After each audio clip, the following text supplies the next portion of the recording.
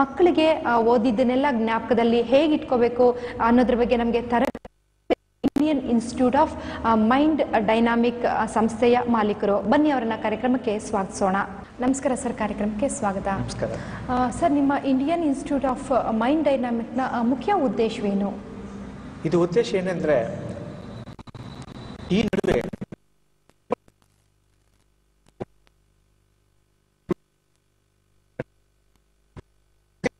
Matters ಇಟ್ಕೊಂಡು syllabus ಮಾಡಿ ಅದನ್ನ ಸ್ಟೂಡೆಂಟ್ಸ್ಗೆ ಹೇಳ್ಕೊಡ್ತಾ ಇದ್ದಾರೆ. ಅದೇ ಟ್ರೆಡಿಷನಲ್ ಸಿಸ್ಟಮ್ ಬರ್ತಾ ಇದೆ. ಬಟ್ ನಾನು ಹೇಳ್ತಾ ಇರೋದು ಡಿಸ್ಕ್ರಿಪ್ಟಿವ್ ಮ್ಯಾನರ್. ಅಂದರೆ so much of knowledge comes outside the school and colleges. Okay, ಅದು ಪಡಿಬೇಕಂದ್ರೆ ಮಕ್ಕಳಿಗೆ ಏನಾದರೂ ಒಂದು ದಾರಿ ಇರಬೇಕು. ಆ ದಾರಿನ ಮಾಡೋಕ್ಕೆ ಯಾರೂ ಮುಂದೆ ಬರಲಿಲ್ಲ. ಸ್ಕೂಲ್ಸ್ ಹೋಗ್ತಾರೆ, ಕಾಲೇಜ್ ಹೋಗ್ತಾರೆ, ಬಂದ ಮೇಲೆ ಟ್ಯೂಷನ್ಸ್ ಕಳಿಸ್ತಾರೆ. ಪೇರೆಂಟ್ಸ್ ಉದ್ದೇಶ ಏನಂದರೆ ಮಕ್ಕಳು ಮಾರ್ಕ್ಸ್ ಪಡಿಬೇಕು ಅಷ್ಟೇ, ಚೆನ್ನಾಗಿ ಓದಬೇಕು ಅಷ್ಟೇ.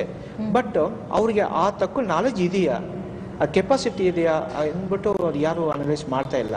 ಸೊ ನನ್ನ ಉದ್ದೇಶ through this Indian institute of mind dynamics techniques ಮೂಲಕ ಅವರಿಗೆ ಶಾರ್ಟೆಸ್ಟ್ ಡ್ಯೂರೇಷನಲ್ಲಿ lot of things can be learned.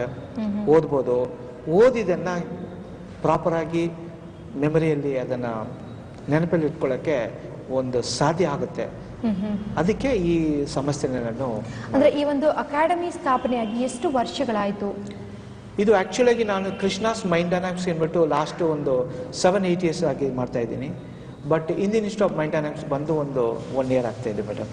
Sir, ಈ ರೀತಿಯ ಒಂದು ಮೈಂಡ್ ಡೈನಾಮಿಕ್ ಈ ಒಂದು ತರಬೇತಿಯನ್ನ ಪಡ್ಕೊಳೋದ್ರಿಂದ ಯಾವ ರೀತಿಯ ಒಂದು ಅನುಕೂಲಗಳಾಗುತ್ತೆ? Very simple. ಇವಾಗ ಇನ್ನೊಚ್ಚೆ ಮೆಮರಿ ಎಂಬುದು ಒಂದು ಬಿಗ್ಗೆಸ್ಟ್ ಪ್ರಾಬ್ಲಮ್ ಆಗಿಬಿಟ್ಟಿದೆ. ಚಿಕ್ಕ ಮಕ್ಕಳಿಂದ ಹಿಡಿದು ಕಾಲೇಜ್ ಸ್ಟೂಡೆಂಟ್ಸು ಹಿಡಿದು ದೊಡ್ಡವ್ರಿಗೂ. ಸೊ ಈ ಸಮಸ್ಯೆ ಏನಾಗಿದೆ ಅಂದರೆ, ಓದಿರೋದು ಜ್ಞಾಪಕ ಇಟ್ಕೊಳ್ಳಲ್ಲ. ಓಕೆ, ಎಕ್ಸಾಮ್ ಟೈಮಲ್ಲಿ ಕನ್ಫ್ಯೂಸ್ ಆಗಿಬಿಡ್ತಾರೆ. ಸೊ ಈ ನಾನಾ ರೀತಿಯಲ್ಲಿ because of too much of gadgets around, ಎಲ್ಲ ಗ್ಯಾಜೆಟ್ಸ್ನ ಡಿಪೆಂಡ್ ಮಾಡ್ತಿದ್ದಾರೆ. ಕಂಪ್ಯೂಟರ್, ಲ್ಯಾಪ್ಟಾಪು, ಸೆಲ್ ಫೋನ್, ಈ ರೀತಿ ನಂಬರ್ಸ್ ಜ್ಞಾಪಕ ಇಟ್ಕೊಳ್ಳಲ್ಲ. ಮ್ಯಾಟರ್ಸ್ ಎಲ್ಲ ಸ್ಟೋರ್ ಮಾಡಿ ಇಟ್ಕೊಳ್ತಾರೆ. ಏನು ಬೇಕಾದರೂ ಪ್ರಾಜೆಕ್ಟನ್ನು ಇಂಟರ್ನೆಟಲ್ಲಿ ಡೌನ್ಲೋಡ್ ಮಾಡ್ತಾರೆ. But they are forgot to download in the head actually. ನಿಮ್ಮ ಮೈಂಡ್ ಡೈನಾಮಿಕ್ ಒಂದು ತರಬೇತಿ ಸಂಸ್ಥೆಯಲ್ಲಿ ತರಬೇತಿ ಪಡ್ಕೋಬೇಕಂತ ಹೇಳಿದ್ರೆ ಏನಾದರೂ ಏಜ್ ಲಿಮಿಟ್ ಅಂತ ಏನಾದರೂ ಇದೆಯಾ? ಇಲ್ಲ ಮೇಡಮ್. ಯಾಕಂದರೆ ನಾನು ಇವಾಗ ಸದ್ಯಕ್ಕೆ 2.5 to 3 years ಮಕ್ಕಳಿಂದ ಹಿಡಿದು ನಾನು ಇದು ಪ್ರಯೋಗ ಮಾಡ್ತಾ ಇದ್ದೀನಿ. Till 87 years old lady has attended. Recently 67 up to 80 ಇವೆಲ್ಲ ಬಂದು ಮಾಡ್ತಿದ್ದಾರೆ. So there is no age limit. ಅಂದರೆ ಸರ್, ಇವತ್ತಿನ ದಿನದಲ್ಲಿ ಬಹಳಷ್ಟು ಮಂದಿಗೆ ಈ ಒಂದು ಮರುವಿನ ಕಾಯಿಲೆ ಇರುತ್ತೆ. ಈ ರೀತಿ ಒಂದು ಮರೆಯೋದು, ಈ ಥರ ಮರುವಿನ ಕಾಯಿಲೆ ಬರೋದಕ್ಕೆ ಏನು ಕಾರಣ ಅನಿಸುತ್ತೆ? ನಾ ಹೇಳಿದಂಗೆ ಈ ನ್ಯೂರಾನ್ಸ್ಗಳಲ್ಲೂ ಡೈಸ್ ಆಗ್ತಿರೋದ್ರಿಂದ ಈ ಬೇರೆ ಪಾರ್ಟ್ ಆಫ್ ಅವರ್ ಬಾಡಿ ಹೆಂಗೆ ಜರ್ಮಿನೇಟ್ ಆಗುತ್ತೋ ಆ ರೀತಿಯಲ್ಲಿ ನರ್ವ್ಸ್ ಇದಾಗಲ್ಲ. ಅಂದರೆ neurons will not germinate. So ಅದಕ್ಕೆ ಅವ್ರಿಗೆ ಏನಾದರೂ ಮಾಡ್ತಿದ್ರೆ ಆಕ್ಟಿವೇಶನ್ಸ್ ಇರಬೇಕು ಬ್ರೈನ್ಗೆ. ಆಕ್ಟಿವೇಶನ್ ಇರಬೇಕಂದ್ರೆ learning is a best process. ಓದೋದು ಇವೆಲ್ಲ ಓದೋದು ಕಡಿಮೆ ಆಗ್ಬಿಟ್ಟಿದೆ. ಎಂಥವ್ರಿಗೆ ಎಕ್ಸ್ಟ್ರಾ ಬುಕ್ಸ್ ಓದೋದು ಇದೆಲ್ಲ ಕಡಿಮೆ ಆಗ್ಬಿಟ್ಟಿದೆ, ಮುಂಚೆ ಥರ ಇಲ್ಲ. Maybe because of invention of TV and internet properly what I am trying to tell use. So ಅದರಿಂದ ಈ ನ್ಯೂರಾನ್ಸ್ ಆಕ್ಟಿವೇಶನ್ ಕಡಿಮೆ ಆಗೋದ್ರಿಂದ ಈ ಪ್ರಾಬ್ಲಮ್ಸ್ ಸಮಸ್ಯೆ ಜಾಸ್ತಿ ಬರ್ತಾ ಇದೆ. ಅಂದರೆ ನೀವು ಈ ರೀತಿ ಒಂದು ಸಂಸ್ಥೆಯನ್ನು ಮಾಡಬೇಕು, ಈ ಒಂದು ಮರವಿನ ಕಾಯಿಲೆಯನ್ನು ಹೋಗಲಾಡಿಸ್ಬೇಕು, ಜನರಿಗೆ ಇದ್ರ ಮೂಲಕ ನೀವೊಂದು ಸಮಾಜ ಸೇವೆಯನ್ನು ಮಾಡಬೇಕಂತ ಏನಕ್ಕೆ ಅಂದ್ಕೊಂಡ್ರಿ? ಈ ಒಂದು ಥಾಟ್ ನಿಮ್ಗೆ ಹೇಗೆ ಬಂತು? ಅನಿತಾ ಅವರೇ, ನಾನು ಒಂದು ಕಾರ್ಪೊರೇಷನ್ ಸ್ಕೂಲ್ ವಿದ್ಯಾರ್ಥಿ, ಟ್ಯಾಸ್ಕರ್ ಟೌನ್ ಬ್ಯಾಂಗ್ಳೂರಲ್ಲಿ. ಅಲ್ಲಿ ನಾನು ಓದ್ತಿರುವಾಗ ಇಂಗ್ಲೀಷ್ ಮೀಡಿಯಂ ಸಬ್ಜೆಕ್ಟ್ಸ್ಗಳು ಬರುವಾಗ ಪ್ರತಿಯೊಂದು ಪುಟಗಳ ಪೇಪರ್ಸ್ಗಳ ಇರುವ ಮೆಸೇಜ್ ಇನ್ಫಾರ್ಮೇಷನ್ ನನಗೆ ಅದನ್ನು ಮೆಮರೈಸ್ ಮಾಡೋಕ್ಕಾಗ್ತಾ ಇಲ್ಲ. We use to do mugging up, ಅಂದರೆ ಜಸ್ಟ್ ರಿಪೀಟ್ ಪ್ರಾಸೆಸ್ಸಲ್ಲಿ ಅದನ್ನು ಕ್ವೆಶನ್ ಆನ್ಸರ್ ಮಕಪ್ ಮಾಡಿ ಎಕ್ಸಾಮ್ ಬರೀತಾ ಇದ್ವಿ. ಬಟ್ ಅದರಿಂದ ಏನು ಯೂಸ್ ಆಗ್ತಾ ಇಲ್ಲ. ಮೆಮರಿ ಅಂದರೆ ಕೆಲವರು ತಿಳ್ಕೊಂಡಿದ್ದಾರೆ it is not required, it's only for certain people ಅಂದ್ಬಿಟ್ಟು. ಅಲ್ಲ, ಮೆಮರಿ ಇದ್ರೇ ನಮಗೆ ಈಸಿಯಾಗಿ ಅಂಡರ್ಸ್ಟ್ಯಾಂಡ್ ಮಾಡಿಕೊಂಡು ಆ ಇನ್ಫಾರ್ಮೇಷನಲ್ಲಿ ನಾವು ಮೆಮರಿ ಇಟ್ಕೊಳ್ಳೋಕೆ ಸಾಧ್ಯ. ಎಕ್ಸಾಮಲ್ಲಿ ಬರೀಬೇಕಾದ್ರೆ ಮೆಮರಿ ಇದ್ರೇ ನಾವು we can bring it out. So ಇದನ್ನು ಬಳಸಬೇಕು ಅಂದ್ಬಿಟ್ಟು ನನ್ನ ಆಸೆ. ಅಂದರೆ ಸ್ಕೂಲಲ್ಲಿ ಇದಕ್ಕೆ ಒಂದು ಕರಿಕ್ಯುಲಮ್ ಅಥವಾ ಕಾಲೇಜಲ್ಲಿ ಅಥವಾ ಯೂನಿವರ್ಸಿಟಿಲಿ ಇದಕ್ಕೆ ಒಂದು ಕರಿಕ್ಯುಲಮ್ ಡಿವೈಸ್ ಮಾಡಿಲ್ಲ ಸೋಫಾರ್. ಇದಕ್ಕೆ ಏನಾದರೂ ಕರಿಕ್ಯುಲಮ್ ಮಾಡಬೇಕನ್ಬಿಟ್ಟು ಉದ್ದೇಶದಲ್ಲಿ ನಾನು ಈ ಸಬ್ಜೆಕ್ಟ್ ಬಹಳ ಡೀಪ್ ಆಗಿ ಇಳಿದಿದ್ದೀನಿ. ಇದನ್ನ ಪ್ರಪಂಚಕ್ಕೆ ಕೊಡಕ್ಕೆ ಆಸೆ ಪಡ್ತಾ ಇದ್ದೀನಿ. If government or university come forward to accept my subject, definite ಆಗಿ ಇದು ಎಲ್ಲರಿಗೂ ಯೂಸ್ ಆಗುತ್ತೆ. ಇದು ಅಂದ್ರೆ ಸಮಾಜಕ್ಕೆ ಇವತ್ತಿನ ದಿನದಲ್ಲಿ ಈ ಒಂದು ಸಬ್ಜೆಕ್ಟ್ ಬಗ್ಗೆ ಎಷ್ಟು ಅರಿವಿದೆ, ಈ ರೀತಿಯ ಒಂದು ತರಬೇತಿ ಶಿಕ್ಷಣ ಇದೆ ಅಂತ ಹೇಳಿದಾಗ ಅಥವಾ ನೀವು ಡೆಮೋಸ್ ಎಲ್ಲ ಕೊಟ್ಟಾಗ ಅವ್ರು ಯಾವ ರೀತಿ ರಿಯಾಕ್ಟ್ ಆಗ್ತಾರೆ? ಪಬ್ಲಿಕ್ಗೆ ಇದ್ರ ಬಗ್ಗೆ ಎಷ್ಟು ಅವೇರ್ನೆಸ್ ಇದೆ? ರಿಯಾಕ್ಟ್ ಹೆಂಗಾಗ್ತಾರೆ ಅಂದ್ರೆ, ಫಸ್ಟ್ ಅವರು ನನ್ನ ಟೆಕ್ನಿಕ್ನ ನನ್ನ ಮಗಳ ಮೇಲೆ ಪ್ರಯೋಗಿಸಿದೆ. ಅವಳು ಸೆಕೆಂಡ್ ಸ್ಟ್ಯಾಂಡರ್ಡ್ ಓದ್ತಿರುವಾಗಲೇ ನಾವು started using it. Academically she was doing very well, extremely good. ಅದು ಡೆಮಾನ್ಸ್ಟ್ರೇಷನ್ ಕೊಡುವಾಗ ಅವ್ರು ತಿಳ್ಕೊಂಡ್ರು, ಓ ಇವ್ರಿಗೂ ಮೆಮರಿ ಚೆನ್ನಾಗಿದೆ ಬೈ ಬರ್ತ್, ಅವ್ಳ ಮಗಳಿಗೂ ಚೆನ್ನಾಗಿದೆ ಅಂದ್ಬಿಟ್ಟು ಒಂದು ಇದಾಗ್ಬಿಟ್ಟು they taken it very easily. ನನಗೆ ಅದು ಒಂದು ಆಸಕ್ತಿ, ಇದು ಒಂದು 3 ಡೈಮೆನ್ಷನಲ್ ಮೆಮರಿ ಅಂದ್ಬಿಟ್ಟು ಕಂಡುಹಿಡಿದಿದ್ದೀನಿ, ಇದು ಪ್ರಪಂಚಕ್ಕೆ ಕೊಡೋಕ್ಕೆ ರೆಡಿ ಆಗಿದ್ದೀನಿ, ಬಟ್ ಅಕ್ಸೆಪ್ಟ್ ಮಾಡಲ್ವಲ್ಲ ಅಂದ್ಬಿಟ್ಟು ಇವಾಗ through my institute many students example ನೋಡಿದ್ರಲ್ಲ, ಎಲ್ಲರೂ ಈ ಥರ ಮಾಡೋಕ್ಕೆ ಒಂದು ಸಾಧ್ಯ ಅಂದ್ಬಿಟ್ಟು ಪ್ರೂವ್ ಮಾಡ್ತಾ ಇದ್ದೀನಿ. ಸರ್, ನಿಮ್ಮ ಹತ್ರ ಯಾವ ರೀತಿಯ ತೊಂದರೆಗಳನ್ನ ಇಟ್ಕೊಂಡು ಇಲ್ಲಿ ಪಬ್ಲಿಕ್ ನಿಮ್ಮ ಹತ್ರ ಬರ್ತಾರೆ? ಎಕ್ಸಾಂಪಲ್, ಮಗ ಸ್ಕೂಲ್ಗೆ ಹೋಗಲ್ಲ, ಚಕ್ಕರ್. ಓಕೆ, ಮಕ್ಕಳ ಫ್ರೆಂಡ್ಸ್ ಜೊತೆಯಲ್ಲಿ ಪಿವರ್ ತಟ್ಟೆಯಲ್ಲಿ ಕೂತ್ಕೊಳ್ಳೋದು, ಓಕೆ, ಈ ರೀತಿ ಎಲ್ಲ ಮಾಡಿದವರೆಲ್ಲ ಇದ್ದಾರೆ. ಕಾರಣ ಏನಂದ್ರೆ, ಅವ್ನ ಮಗನ ಕರೆದು ನಾನು ಕನ್ಸಲ್ಟ್ ಮಾಡಿದ್ರೆ ಅವ್ನು ಹೇಳ್ತಾನೆ, ಸರ್ ನಾನು ಓದಿರೋದೆಲ್ಲ ಮರ್ತೋಗುತ್ತೆ, ಎಕ್ಸಾಮ್ಲಿ ಫೇಲ್ ಅಂತೂ ನಾನು ಚೆನ್ನಾಗಿ ಓದ್ತಿದೆ, ಸೊ ಅದಕ್ಕೆ ನನಗೆ ಕಾಲೇಜ್ಗೆ ಹೋಗೋಕೆ ಇಷ್ಟ ಇಲ್ಲ ಸರ್, ಸ್ಕೂಲ್ಗೆ ಹೋಗೋಕೆ ಇಷ್ಟ ಇಲ್ಲ ಅಂತ ಹೇಳೋರು ಇದ್ದಾರೆ. ಅಂಥವ್ರನ್ನ ಕರೆದು ಈ 10-20 ಡೇಸಲ್ಲಿ ಅವರಿಗೆ ಟೆಕ್ನಿಕ್ಸ್ ಕೊಟ್ಟು ಅವರು ಏನೇನು ಬೇಕೋ ಅದೆಲ್ಲ ಮಾಡುವಾಗ ಅವ್ರಿಗೂ ಗೊತ್ತಾಗಿ ಆ ಚಟುವಟಿಕೆಗಳೆಲ್ಲ ಬಿಟ್ಟು ಒಳ್ಳೆ ರೀತಿಯಲ್ಲಿ ಅವರು ಗೆಟಿಂಗ್ ಇಟ್. ಸರ್, ಇನ್ನೊಂದು ಸಂದರ್ಭ ಏನಂತ ಹೇಳಿದ್ರೆ, ಮಕ್ಕಳು ಅಂದ್ರೆ ವರ್ಷ ಪೂರ್ತಿ ಓದಿರ್ತಾರೆ, ಇನ್ನೇನು ಎಕ್ಸಾಮ್ಗೆ ಹೋಗುವಂಥ ಸಂದರ್ಭದಲ್ಲಿ, ಎಕ್ಸಾಮ್ ಕೂತ್ಕೊಂಡು ಬರೆಯುವಂಥ ಸಂದರ್ಭದಲ್ಲಿ ಅವರೆಲ್ಲ ಮರ್ತೋಗ್ಬಿಡ್ತಾರೆ. ಅವ್ರಿಗೇನು ಕ್ವಶನ್ ನೋಡಿದ ತಕ್ಷಣ ಆ ಟೆನ್ಷನ್ಗೆ ಏನಕ್ಕೆ ಆ ರೀತಿ ಆಗುತ್ತೆ? ಎಕ್ಸಾಮ್ ಕೂತ್ಕೊಂಡು ಬರೆಯೋ ಸಂದರ್ಭದಲ್ಲಿ ಅವರೆಲ್ಲ ಮರ್ತೋಗ್ಬಿಡ್ತಾರೆ, ಏನಕ್ಕಾಗುತ್ತೆ ಇದು? ಅವ್ರು ಓದಿರೋ ರೀತಿ ಸರಿ ಇಲ್ಲ.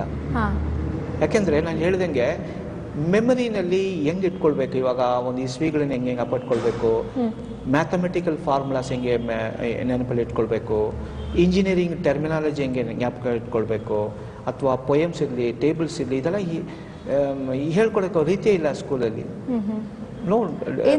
ಟೀಚರ್ಸ್ಗೆ ಪೋರ್ಷನ್ ಕಂಪ್ಲೀಟ್ ಆಗ್ಬೇಕಷ್ಟೇ. ಅಷ್ಟೇ. ಅವ್ರು ಏನು ಮಾಡ್ತಾರೆ ಅಂದರೆ ಕಂಪ್ಲೀಟ್ ಮಾಡಿಬಿಡ್ತಾರೆ. ಟೀಚರ್ಸ್ಗೆ ಇವಾಗ ಹೆಂಗೆ ಒತ್ತಡ ಇದೆ ಅಂದರೆ, ಆ ಪೋರ್ಷನ್ ಹೆಂಗಾದ್ರೂ ಕಂಪ್ಲೀಟ್ ಮಾಡಬೇಕಷ್ಟೇ, whether students understood or not ಅಂತ ಅವ್ರಿಗೆ ಅದ್ರ ಬಗ್ಗೆ ಗೊತ್ತಾಗಲ್ಲ. ಓಕೆ, ಅದರಿಂದ ಮಕ್ಕಳು ಬಂದು ಟ್ಯೂಷನ್ ಬೇರೆ ಹೋಗ್ತಾರೆ, ಅಲ್ಲೂ ಇದೇ ಥರ ಆಗುತ್ತೆ. ತಿರ್ಗಾ ಮನೆಗೆ ಬಂದ್ಮೇಲೆ ಟೈಮ್ ಇರಲ್ಲ ಅವರಿಗೆ, ಅನಲೈಸ್ ಮಾಡೋಕ್ಕೆ ಟೈಮ್ ಇರಲ್ಲ. Days are forward and exam ಹತ್ರ ಬಂದ ಮೇಲೆ ಭಯ ಶುರು ಆಗ್ಬಿಡುತ್ತೆ. ಏನೋ ಅವ್ರಿಗೆ ಗೊತ್ತಾಗುತ್ತೆ, ಇಷ್ಟು ಪೋರ್ಷನ್ಸ್ ನಾವು ಕಂಪ್ಲೀಟ್ ಮಾಡಿರಲ್ಲ, ಇದರಿಂದ ನನಗೆ ಪ್ರಾಬ್ಲಮ್ ಆಗುತ್ತೆ ಅಂದ್ಬಿಟ್ಟು ಗೊತ್ತಾಗಿದೆ. ಸೊ ಎಕ್ಸಾಮಿನೇಷನ್ ಹೋಗಿ ಓದಿರೋದು ಕೂಡ ಮರ್ತೋಗುತ್ತೆ. ಸೊ ಇವರಿಗೆ ಟೆಕ್ನಿಕ್ಸ್ ಕೊಟ್ಟರೆ, ನನಗೆ 50% ಆಫ್ ದ ಸಬ್ಜೆಕ್ಟ್ ನನಗೆ ಗೊತ್ತಿದೆ, ನಾನು ಪಾಸ್ ಆಗ್ತೀನಿ ಅಂತ ಧೈರ್ಯದಲ್ಲಿ ಹೋಗ್ತಾನೆ, ಅವ್ನು ಪಾಸ್ ಆಗ್ತಾನೆ. 70% ನನಗೆ ಗೊತ್ತಿದೆ ಅಂದ್ಬಿಟ್ಟು ಹೋಗೋರು ಹೋಗ್ತಾರೆ, ಪಾಸ್ ಆಗ್ತಾರೆ. ಆ ಥರ ಎಲ್ಲ ಇದ್ದಾರೆ. ನನಗೆ ವಯಸ್ಸಿನ ಮಕ್ಕಳು ಇಲ್ಲಿ ಬಂದು ಕಲಿತಾ ಇದ್ದಾರೆ, ತರಬೇತಿಯನ್ನ ಪಡ್ಕೋತಾ ಇದ್ದಾರೆ. Yes, right now 2.5 years the child who can only speak. ಅದು ಬರೀ ಗೊತ್ತಿಲ್ಲ ಏನಿಲ್ಲ, ಜಸ್ಟ್ ಏನು ಹೇಳಿದ್ರು ಹೇಳ್ತಾಳೆ ಅವಳು. ಆ್ಯಪಲ್ ಗೊತ್ತಮ್ಮ ಅಂದ್ರೆ ಗೊತ್ತು ಅಂತಾಳೆ. ಸೊ ಅಂಥ ಮಗುವಿಗೆ ಮಾತಾಡಿ ಕೇಳೋಕೆ ಮೂಲಕ ಅವಳಿಗೆ ಹೇಳ್ಕೊಡ್ತೀನಿ. ಅದಕ್ಕೆ ನಾನು ಆಡಿಟರಿ ಮೆಮರಿ ಇಂಪ್ರೂವ್ ಮಾಡಬೇಕು ಅಂತೀನಿ. ದೆನ್ ವಿಜುವಲ್ ತೋರಿಸ್ತೀವಿ ನಾವು, ವಿಜುವಲಲ್ಲಿ ಏನೇನು ಕೊಡ್ಬೇಕು ಅಂದ್ಬಿಟ್ಟು ಅದನ್ನು ಕಂಡುಹಿಡ್ತಾರೆ. 13, 14, 15, 16, 17, 18, 19, 20. Okay, what is 5? Okay, 15. ಅಂದ್ರೆ ಹೇಗೆ ಸರ್ ಇದು? ಯಾವ ರೀತಿ ನೀವು ಒಂದು ತರಬೇತಿ ಕೊಡ್ತೀರಿ? ಹೇಗೆ ಅದನ್ನ ಅಷ್ಟೊಂದು ವಿಷಯನ, ಈಗ ಎಷ್ಟೋ ಜನಕ್ಕೆ ದೊಡ್ಡವರಾಗಿರುವಾಗ ನಮ್ಗೇನೆ ಒಂದ್ಸತಿ ಓದಿದ ತಕ್ಷಣ ಮರ್ತೋಗ್ಬಿಡುತ್ತೆ. ಇದು ಹೇಗೆ ಸಾಧ್ಯ? ಅಷ್ಟೊಂದು ಪುಸ್ತಕದಲ್ಲಿರುವಂಥ ಪೇಜಸ್ನ ಅಲ್ಲಿ ಯಾವ ಪೇಜಲ್ಲಿ ಏನು ವಿಷಯ ಇದೆ ಅಂತ ಜ್ಞಾಪಕದಲ್ಲಿ ಇಟ್ಕೊಳ್ಳೋದಕ್ಕೆ ಹೇಗೆ ಸಾಧ್ಯ? ಅದಕ್ಕೆ ನಾನು ಒಂದು ಸೂಕ್ಷ್ಮ 3 ಡೈಮೆನ್ಷನಲ್ ಮೆಮರಿ, ಈ ತ್ರಿಲೋಕ ಏನಂತಲ್ಲ ಆ ಫಾರ್ಮುಲಾ ಕಂಡುಹಿಡಿದ ಮೇಲೆ ಅದು ಏನಂತ ಹೇಳಕ್ಕೆ ಆಸೆ ಪಡ್ತೀನಿ. ಫಸ್ಟ್ ಬಂದ್ಬಿಟ್ಟು ರಿಜಿಸ್ಟರಿಂಗ್ ಆಸ್ಪೆಕ್ಟ್, ಅಂದ್ರೆ ನಾವು ಓದಿರೋನ ಹೆಂಗ್ ರಿಜಿಸ್ಟರ್ ಮಾಡಬೇಕು. ಇವಾಗ ನಿಮ್ಮ ಹೆಸರು ಅನಿತಾ ಅಂತ ಗೊತ್ತಾದ್ಮೇಲೆ ಅದನ್ನ ರಿಜಿಸ್ಟರ್ ಮಾಡಬೇಕು ನಾನು ಕಾನ್ಶಿಯಸ್ ಆಗಿ, ಇಲ್ಲ ಅಂದ್ರೆ ಮರ್ತು ಬಿಡ್ತೀನಿ. ಓಕೆ, ಸೊ ಅದನ್ನ ಕಾನ್ಶಿಯಸ್ ಎಫರ್ಟ್ ಅಲ್ಲಿ ಹೆಂಗ್ ಮಾಡಬೇಕು, ಅದು ಫಸ್ಟ್ ಸ್ಟೆಪ್. ಸೆಕೆಂಡ್ ಡೈಮೆನ್ಷನ್ ಬಂದ್ಬಿಟ್ಟು retaining. How long can I able to remember you?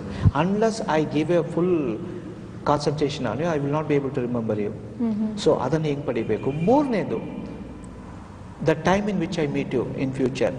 ಚೆನ್ನಾಗಿದ್ದೀರಾ ಆಗಿದ್ದೀರಾ ಅಂತ ಕೇಳೋಕ್ಕೆ ನಿಮ್ಮ ಹೆಸರು ಗೊತ್ತಿರಬೇಕಲ್ಲ. ಹೌದು. ಸೊ ಅದಕ್ಕೂ ಕಾನ್ಷಿಯಸ್ ಎಫರ್ಟ್ ಬೇಕು. That is I call it recalling or ರಿಟ್ರೈವಿಂಗ್.